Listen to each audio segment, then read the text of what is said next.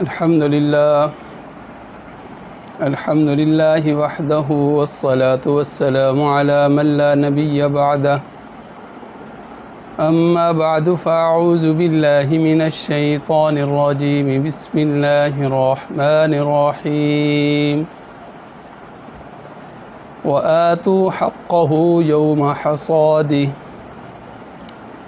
عن أبي هريرة رضي الله تعالى عنه قال قال رسول الله صلى الله عليه وسلم فيما سقط السماء والعيون على العشر وفيما سقي بالنضح نصف العشر أو كما قال عليه الصلاة والسلام اللهم صل على سيدنا ومولانا محمد وعلى آل سيدنا ومولانا محمد وبارك وسلم۔ محترم ناظرین و سامعین، السلام علیکم ورحمۃ اللہ وبرکاتہ۔ محترم جناب احمد عثمان صدیقی صاحب کی دعوت پر عشر کے احکام و مسائل سے متعلق مختصر گفتگو کے لیے آپ کے سامنے حاضر خدمت ہوں۔ دعا فرمائیں کہ اللہ رب العزت صحیح بات بیان کرنے کی توفیق عطا فرمائیں۔ اس گفتگو کو ہم کچھ نکات کے اندر تقسیم کرتے ہیں تاکہ بات سمجھنی اور سمجھانی آسان ہو۔ پہلی بات تو یہ ہے کہ یہ عشر کیا ہے۔ اللہ رب العزت کی طرف سے جو عبادات بندوں پر متعین فرمائی گئی ہیں، ان میں سے کچھ عبادات ایسی ہیں جو بدنی کہلاتی ہیں، اور کچھ عبادات ایسی ہیں جو مالی عبادات کہلاتی ہیں۔ تو عشر مالی عبادات میں سے ایک حکم، ایک حق اور ایک عبادت ہے جو زمین سے پیدا ہونے والی فصلوں اور پھلوں پر واجب ہوتا ہے۔ جب اللہ تعالی نے اور اللہ کے نبی صلی اللہ علیہ وسلم نے پیداوار پر عشر مقرر کیا ہے تو اس سے معلوم ہوا کہ شریعت کے اندر کھیتی باڑی کرنا یہ بھی باعث فضیلت عمل ہے۔ چنانچہ نبی کریم صلی اللہ علیہ وسلم کا ارشاد ہے کہ جو مسلمان کوئی درخت لگاتا ہے یا کوئی کھیتی اگاتا ہے، پھر اس درخت سے یا اس کھیتی سے کوئی انسان، کوئی چوپایا یا کوئی بھی چیز اس سے کچھ کھاتی ہے تو وہ درخت اور کھیتی اس مسلمان کے لیے صدقہ بن جاتی ہے۔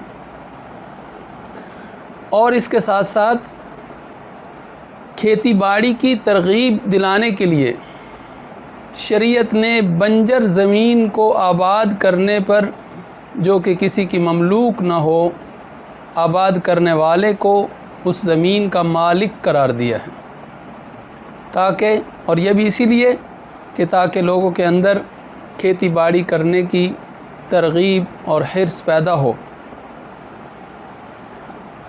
قرآن کریم کی آیت مبارکہ جو میں نے تلاوت کی ہے، وَآتُوا حَقَّهُ يَوْمَ حَصَادِهِ، اس آیت مبارکہ کے اندر رب العالمین ارشاد فرماتے ہیں کہ کھیتی کاٹنے کے دن اس کا حق ادا کرو۔ اکثر مفسرین نے اس حق سے مراد عشر لیا ہے کہ اس سے مراد عشر ہے، یعنی کھیتی کاٹنے کے وقت زمین سے حاصل ہونے والی پیداوار کا عشر ادا کیا جائے۔ اگلا نقطہ ہمارا یہ ہے کہ کیا عشر کے وجوب کے لیے پیداوار کی کوئی خاص مقدار مقرر ہے یا نہیں ہے؟ تو اس سلسلے میں امام اعظم ابو حنیفہ رحمہ اللہ تعالی کا مسلک یہ ہے کہ پیداوار کم ہو یا زیادہ ہو، ہر صورت میں اس پر عشر واجب ہوگا۔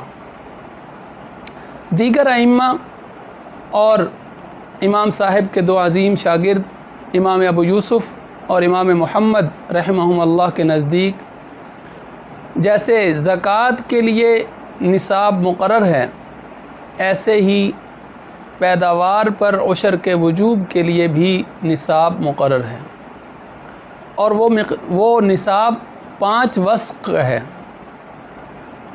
وسق عربی پیمانہ ہے، اور اس کے بارے میں علماء نے لکھا کہ یہ وسق 60 صاع کا ہوتا ہے، اور 1 صاع کے بارے میں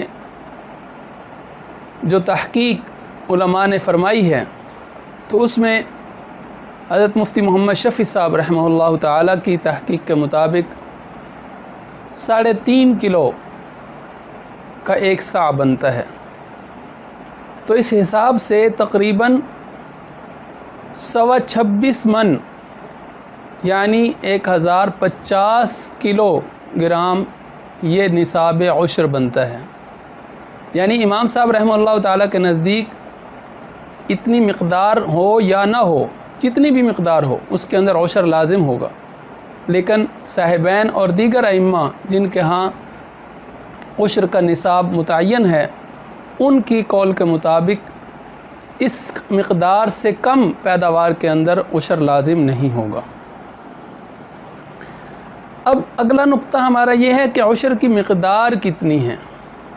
تو اس سلسلے میں صحیح بخاری کے اندر حضرت ابن عمر رضی اللہ تعالی عنہ کی ایک روایت ہے کہ جو فصل آسمان اور قدرتی چشموں سے سیراب ہو یا وہ نہر وغیرہ کے کنارے ہو تو اس میں عشر واجب ہے، اور جو حوض سے سیراب ہو اس میں نصف عشر ہے۔ اس جیسی اور بھی کئی احادیث ہیں۔ ان احادیث مبارکہ کی روشنی میں فقہائے کرام نے یہ قاعدہ مستنبط فرمایا ہے، وہ زمین کہ جس کو سیراب کرنے والے پانی پر محنت بھی نہ ہو اور خرچہ بھی نہ ہو تو اس میں پیداوار کا عشر یعنی 10واں حصہ لازم ہوگا۔ اور اگر ایسا پانی ہے کہ جس کو زمین تک پہنچانے میں محنت ہوتی ہے یا خرچہ آتا ہے تو اس صورت میں نصف عشر واجب ہوگا۔ عشر کا معنی یعنی 10واں حصہ، اور نصف عشر کا معنی 20واں حصہ لازم ہوگا۔ اب ایک بڑا اہم سوال اٹھایا جاتا ہے کہ پیداوار کی کتنی مقدار پر عشر لازم ہوگا؟ تو فقہائے احناف کے نزدیک کل پیداوار پر عشر لازم ہوگا، یعنی کھیتی میں ہونے والے اخراجات اس سے منہا نہیں کیے جائیں گے۔ جس قسم کے بھی اخراجات ہیں ان کو منہا نہیں کیا جائے گا، جتنی بھی مقدار ہے اس ساری مقدار کا عشر یا نصف عشر نکالا جائے گا۔ اب بظاہر تو یہ بات تھوڑی سی مشکل معلوم ہوتی ہے، لیکن اگر غور کیا جائے تو انسان اس بات پر اور اس نتیجے پر بہت آسانی سے پہنچ جاتا ہے کہ میں تو ایک دانے کا بھی مستحق نہیں تھا۔ اللہ رب العزت نے محض اپنے فضل و کرم سے مجھے ایک ایک دانے کے بدلے میں سینکڑوں دانے عطا فرمائے، اور تھوڑی سی پیداوار میں نے زمین کے اندر بیج کی شکل میں ڈالی تھی، اللہ رب العزت نے مجھے اسے کئی گنا بڑھا کر واپس لوٹا دیا ہے۔ تو جب ہم دوسری تمام اخراجات خوشی سے ادا کرتے ہیں تو اسی طرح عشر بھی خوشی سے ادا کرنا چاہیے۔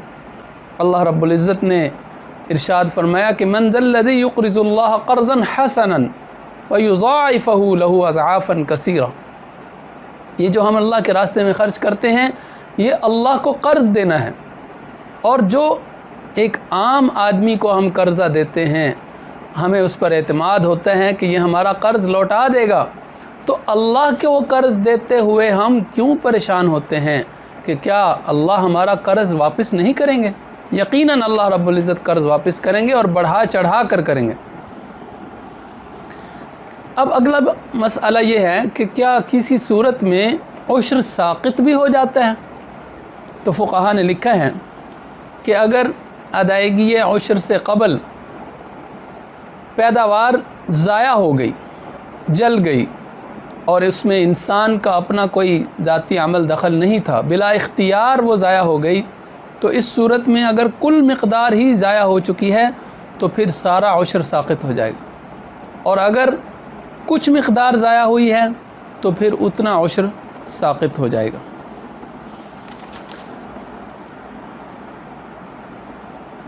آخری ہمارا نقطہ یہ ہے کہ عشر کے مصارف کیا ہیں۔ تو عشر جیسے کہ میں نے پہلے عرض کیا کہ صدقات واجبہ میں سے ہے، اسی طرح جو مصارف صدقات واجبہ کے ہوتے ہیں، زکوٰۃ کے، وہی مصارف عشر کے بھی ہیں۔ یعنی جن جگہوں پر زکوٰۃ ادا نہیں کی جا سکتی وہیں عشر بھی ادا نہیں ہو سکتا۔ تو اس میں ایک آسان سا قاعدہ یہ یاد رکھنا چاہیے کہ زکوٰۃ یا کوئی بھی صدقات واجبہ میں سے کوئی بھی چیز وہ غیر مسلم کو نہیں دی جا سکتی، اس کو دینے کے لیے مسلمان ہونا ضروری ہے۔ اور دوسری بات کہ اپنے والدین یا اپنی اولاد، انہیں بھی زکوٰۃ اور عشر وغیرہ نہیں دیا جا سکتا۔